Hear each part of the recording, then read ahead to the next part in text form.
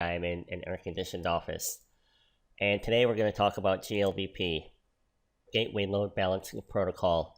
If you can look at our topology in front of you here, we're going to set up 3 routers to do load balancing with GLBP group 22. Now, before we jump right in and get at it, which I want to do because that's where the fun happens, first let's talk about FHRP, First Hop Redundancy Protocol, which is a topic on the 300-115 CCNP switch exam. We also remember this topic from our CCNA studies, although in the switch exam it goes into it in quite a bit more detail. So why do we care about FHRP? I mean, besides the fact that it's a test question, what can it do for us? Well, it's actually a pretty cool technology. And to explain kind of how it works generally, if we take a look at this topology I have on the left, and let's say that we only have R2. We don't have these other 2 routers yet. So we don't have these links to R1 and R3. This is our gateway out, right? All our hosts down here at switch 1, if they want to get anywhere outside of their local area network, they have to go to their default gateway, which in this case is R2, with the 192.168.1.12 gateway address. And they use that to get pretty much everywhere. Ultimately, they can get through the ASA and access the internet. But the problem can occur if this interface go down, or this router has a problem and just explodes. What happens to our hosts? What happens to our clients? They're stuck. They can't get anywhere. They can't get out. So that's where FHRP can help us. We can add another router or 2 or 3 or more, and it can add some redundancy. So if this guy goes down, maybe this guy will pick up the slack. This router can have a huge problem, and they're still going to be able to get to their Twitter and their Facebook and all the other incredibly important things they have to do on the internet. So that's what it'll do for us, and we actually have 3 options by which we can implement FHRP. First one that we'll talk about real quick is Hsrp, Hot Standby Router Protocol. And this is pretty widely implemented because you can do it on routers and layer 3 switches, but the lower end layer 3 switches like 3560s. Now GLBP, which we're going to do in our lab, you cannot implement GLBP on a low end switch like that. It's got to be a 4500 or one of the big boys. So Hsrp, Cisco proprietary.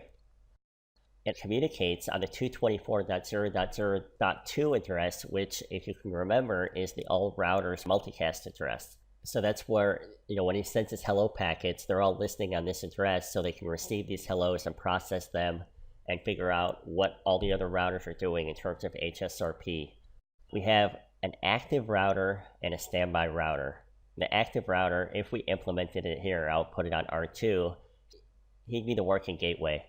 And maybe R1 we could set up as the standby, and if R2 went down, R1 would take over his responsibility of being the gateway. We also can have other routers participating in the group, but they are not an active nor a standby. They would be in a listen mode. So if I had 3 routers here, R2 was the active, R1 was the standby, R3 would be in a listen state. And if R2 went down, this guy would become active, and this guy would be the standby. And you can have up to 255 groups per interface. Now with Hsrp, the virtual MAC address, and we'll talk more about virtual MACs when we get into the GLBP topology. The virtual MAC address for Hsrp follows this format. And like I mentioned in the beginning, you can implement this with routers or layer 3 switches as long as it's a Cisco switch. The hello and dead timers, or the hello and timeout interval, are 3 and 10 seconds respectively, and each router configured with Hsrp has a default priority of 100. So priority just refers to who's going to be the active router. If you have one router that's got a priority of the default of 100, you make another one a priority of 110, the guy that's 110 is going to be the active router. Higher is better when it comes to priority. Okay, so then we have the Vrrp, or Virtual Router Redundancy Protocol. It really acts similarly to Hsrp, except it's not Cisco proprietary. It's the industry standard. So you can do this on other devices besides Cisco routers and switches. It also operates on a different multicast address, 224.0.0.18. I'll get back to this default preempt in a sec. It's the same in terms of how many groups you can have per interface. The hello and dead timers are different. The default is 1 and 3 seconds, and actually, I think this is a better default to have. I think 3 and 10 seconds is kind of long. Priority is the same as Hsrp, the default is 100.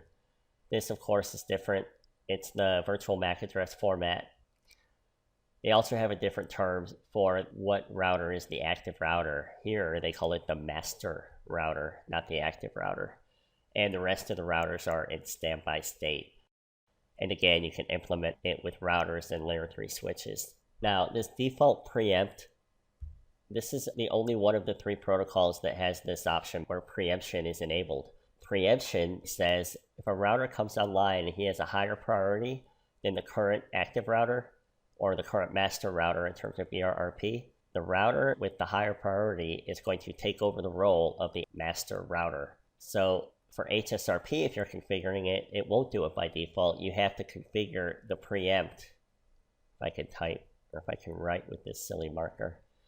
You have to configure the preempt command to enable that. And we're not going to do those today. We're going to do Glbp because it's way better. So let's talk about Glbp and start working on our topology. I actually have 3 routers sitting next to me and a switch and an ASA and a bunch of hosts. We're going to configure R2 as the AVG. And what is an AVG? Well, it stands for Active Virtual Gateway. He is going to be the big cheese router in charge of our Glbp group. Now, if R2 should fail, we're going to have R1 set up so he will take over the AVG role. We're also going to configure R1, R2, and R3 here as AVFs. And AVFs are Active Virtual Forwarders. And this is really the cool thing about Glbp. They can all provide gateway services simultaneously, unlike Hsrp and Vrrp, which cannot. So we're going to do that. We're going to configure R2 with the load balancing weight, which will be twice that of R1 and R3. He's going to handle twice as many ARP requests because, well, that's just the way I want to do it. And this is really subjective, right? I mean, depending on your network, it doesn't have to be twice as much. It could be 1.5, it can be whatever. It just depends on your link speeds, how your network is set up, and all that kind of stuff. But we're also going to configure interface tracking. And what that's going to help us do is if, for instance, this goes down, we might still want him to handle some of the requests because he can go through these links here to get the host out through the gateway, but we don't want him to do twice as much because he's lost his main link out. We're going to configure interface tracking so we can have it decrement the weight, and we'll explain more about that when we do the config. They're already configured with IP addresses, by the way, and the network is all set up, and for those of you interested, I'm running EIGRP here between everything. So they all have their own IPs, but what we're going to do is we're going to assign a virtual IP, which will be our gateway address. It's basically going to be shared amongst all these routers. So they're going to all have a virtual IP of 192.168.1.1, and they are all going to be assigned their own unique MAC address. So we can take a look now and kind of look at the specifics of Glbp, how it compares to Hsrp and Vrrp. Again, it's Cisco proprietary, so you got to use Cisco devices. The multicast address is a little different. It's the 102. We have 3 ways that we can do load balancing. We can do a round robin method where it just kind of goes from router to router to router and allocates ARP requests based on who comes in when. Or we can do weighted, which is what we're going to do. You can also do a host dependent. And we can have up to 1024 groups. You can have as many as 4 virtual forwarders per group, basically active at the same time. You can have 4 routers providing gateway services simultaneously. In our scenario, we have 3, but you can have up to 4. The hello and dead timers are 3 and 10 seconds like Hsrp, and again, I think this is long. And it's just amazing how things have changed. I can remember starting out, and I was working for this company back in the late 90s, mid-late 90s, and we first started getting people on the internet, right? I mean, I was upgrading machines from Windows 3.1 to Windows 95 at this time. And people would call me and say, hey, my internet's down. And I'd be like, well, okay, just kind of deal with it, right? But now, man, it's like people get down for like 2 seconds and they're screaming bloody murder. So 3 and 10 seconds is kind of long. We're actually going to configure the hello and dead intervals in milliseconds when we do this. We're not going to even do seconds. The MAC address format, the virtual MAC is different. This format, they will all use. And like I said, you can use routers and switches, but they have to be higher end layer 3 switches. You can't do it on a 3560. Okay, so now let's get to the fun part and actually start typing in a bunch of commands and seeing this stuff work. First, we'll check out our IP address settings and we'll look at what interfaces are assigned to what IPs. So show IP interface brief, our favorite command of all time on Cisco routers. So we have Fast Ethernet 01, and he's the interface we're going to be working with. FA00 is the one that's going out to the ASA, and the serial 0/0/0/0 is going to R2. The tunnel is not really doing anything right now, so we can ignore that. So we'll go into interface mode, and the first thing we can do is just set up our virtual IP, GLBP 22, and 22 is just an arbitrary number that I picked because I happen to like it. But yeah, you can pick any number from 0 to 1023. IP 192.168.1.1.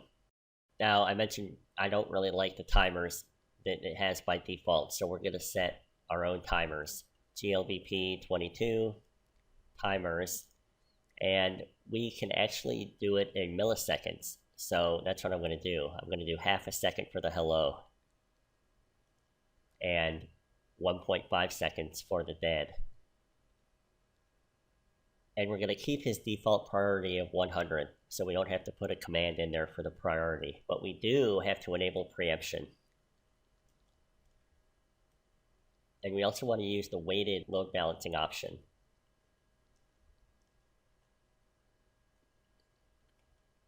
So we'll put that in, and now we're going to specify exactly what this particular weight will be, along with an upper and a lower threshold.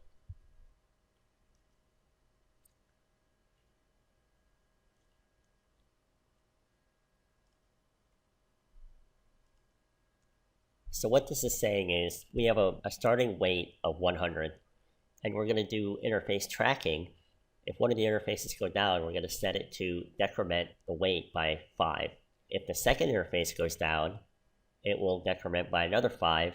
Therefore, it will be lower than our minimum threshold value of 91. It'll be 90 if they both go down. And this router will stop functioning as an active virtual forwarder. So we also have to set up interfaces to be tracked. So we'll do that, but first, I'll set up the GLBP reference to those interface tracks. And I'll create 2 tracks. One will be 22, one will be 23.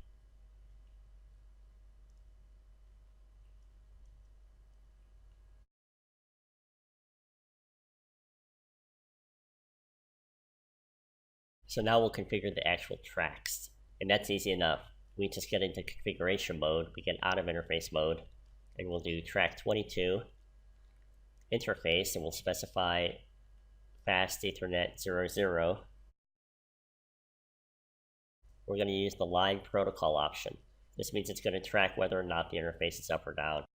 Now we'll also create one more, and we'll do track 23, interface serial 0/0/0, line protocol. Now that ends our GLBP configuration on R1, so let's see what we have. So we'll take a look at the output from the show GLBP command. It shows our group number. It says the state is active. He's the AVG right now because he's the only one in the group. So he has the active role. Here's his virtual IP. Here are the timers we set. We have preemption enabled. The standby is unknown because there is no other router set up to be in this GLBP group yet. We have our weighting configured, our tracking configured, and we have one forwarder, and he's active. and this is the virtual MAC address that he assigned himself. Let's configure R2, but before we do that, I want to go over real quick how he's determining this MAC address. So how exactly does this router derive his virtual MAC? All these MAC addresses, every MAC address is represented in hex. The first 24 bits up to here are set. It's going to be this format all the time. And that's kind of how you know that he's using Glbp. If you see a MAC address like this, you know that Glbp is operating. So after the first 24 bits, we have 16 bits, which is labeled as xx.xx. So he gets numbers to throw in there from our Glbp group number. So we have a Glbp group number of 22. And if you remember from binary, 2 to the 16th is what? 65,536. Okay, yeah, and I know that my writing looks like a 6-year-old did it. Actually, probably like a 3-year-old is writing this. But I'll try to write the best I can with this Wacom tablet marker pen thing. Okay, so it's 2 to the 16th, which is 65,536, right? We have 16 bits here. Well, we don't have 65,536 possible groups. Well, what happens is you have 16 bits, but the first 6 bits are always going to be 0. 1, 2, 3, 4, 5, 6 zeros. Unchangeable. We have 2 to the 10th, or 1024 possible variations on the group number. So if we take 22 and we put it into hex,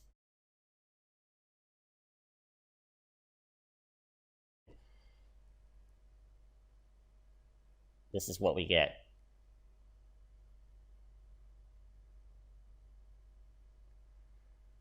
These two are kind of the continuation of this. So those are all zeros. Now our next two values, we have a 1, right? And what's this? 6. So 1/6. And the YY is basically the router number. Since this is the first router, he's going to assign himself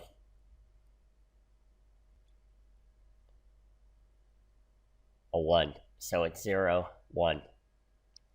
And we'll see when R2 comes up, he's going to assign himself as number 2, the second router in the group,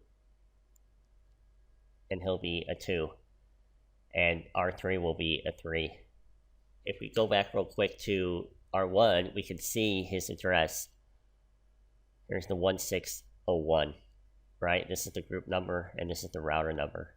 So that's how he gets the MAC addresses. It's actually pretty easy when you look at it in binary. And I'm a big fan of binary, by the way. Okay, cool. So we have that. Now let's configure R2. So here's R2, and let's take a look first at the IP addresses that we have. Fast Ethernet 00, similar to R1, is going to the ASA. Fast Ethernet 01 is the interface that we're going to put Glbp on. And then we have serial 000 and serial 030 going to R1 and R3 respectively. So on all the interfaces except F01, we're going to configure interface tracking. So let's get into interface F01, and most of these commands are going to be the same as we did for R1. Glbp 22 IP, and we'll put our virtual IP address in. We'll use the same timers.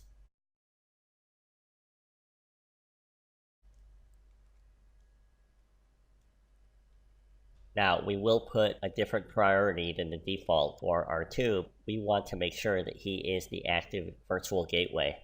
And what we can do, as we see this happen, we can go to R1 and do a debug so we can see R2 taking over the role.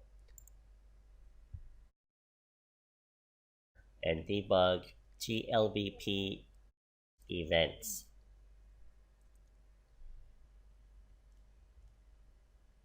We'll make it 110. Now we'll go back to R1.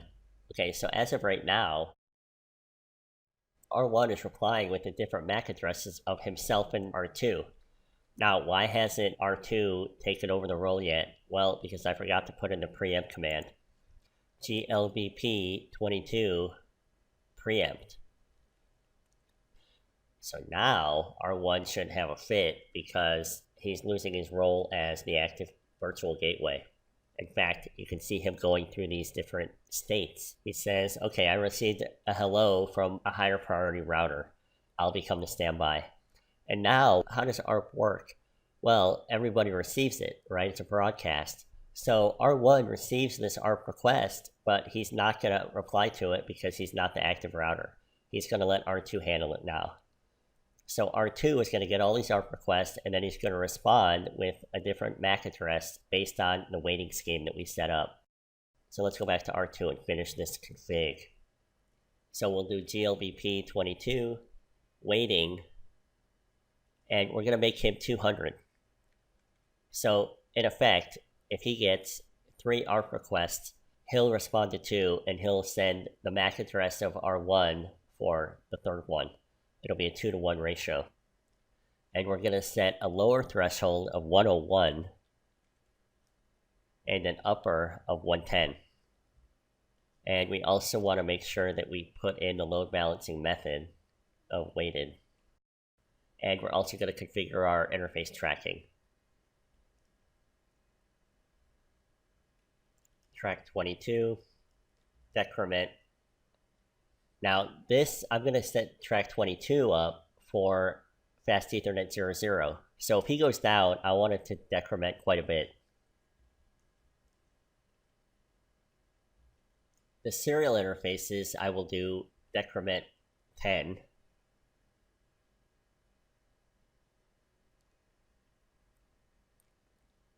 So what we're saying here is if the fast Ethernet interface goes down, decrement by 80.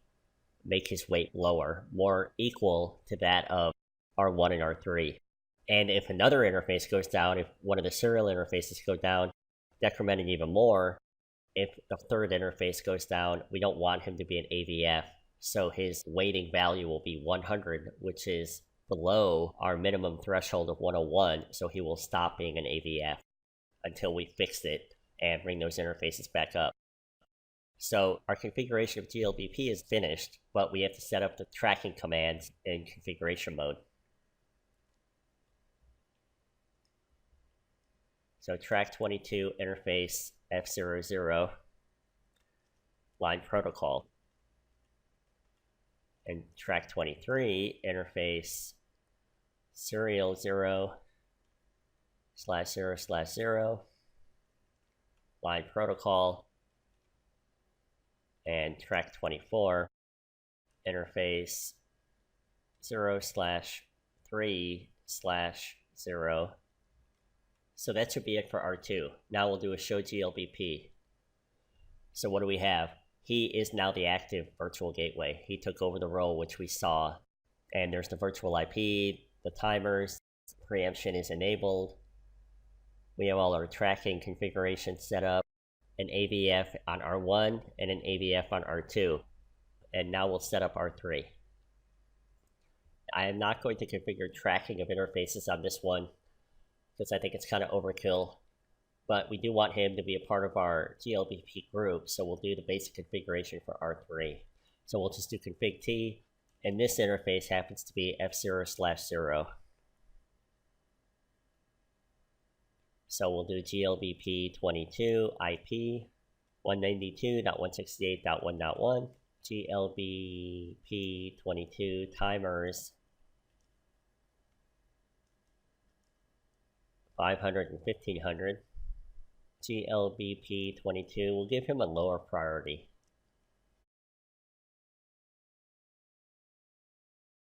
And we'll give him the same weight as R1.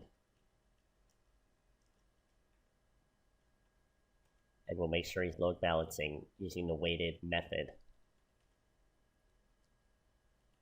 So now if we do show glbp, we see that he's in the listen mode because he's not the active, he's not the standby. But if one of those two should go down, he will change his role.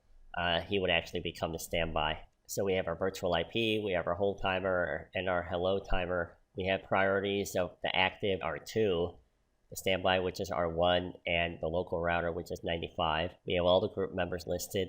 And again, he's listening for all the addresses that are not his, and he's active for his particular virtual MAC, which follows that same format that we talked before about at 1603. So let's go to R2.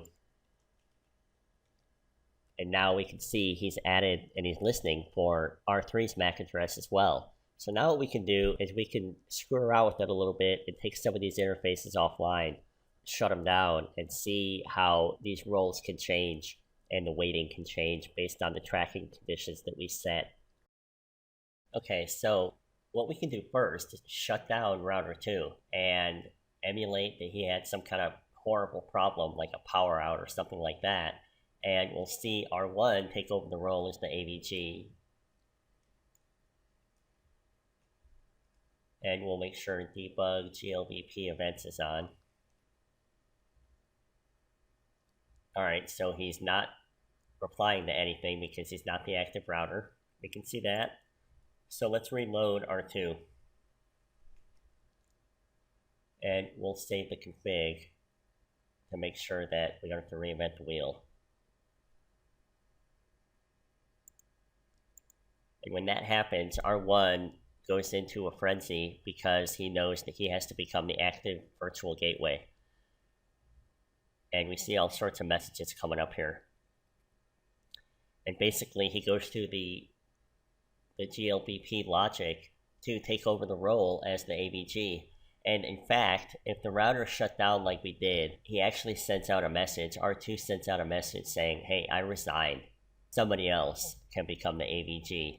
And R1 receives that, and he says, okay, well, I'm the next one in line, so I'll be the active virtual gateway. And we can see right away he starts processing the ARP requests because R2 went away. Now, when R2 comes up, we'll give him a few seconds, he'll come up. He'll take the role back over because we set the preempt condition. So R2 will come back up with a higher priority, and he will take over the role again. But until that happens, R1's going to be able to process all the ARP requests, which is good. And we can see this